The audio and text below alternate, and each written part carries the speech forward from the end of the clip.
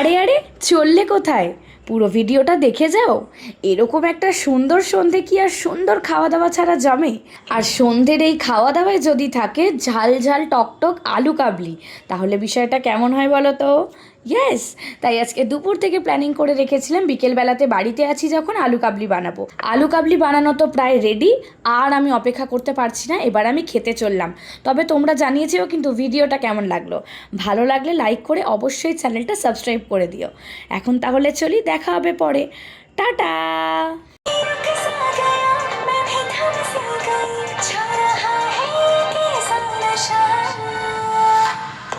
से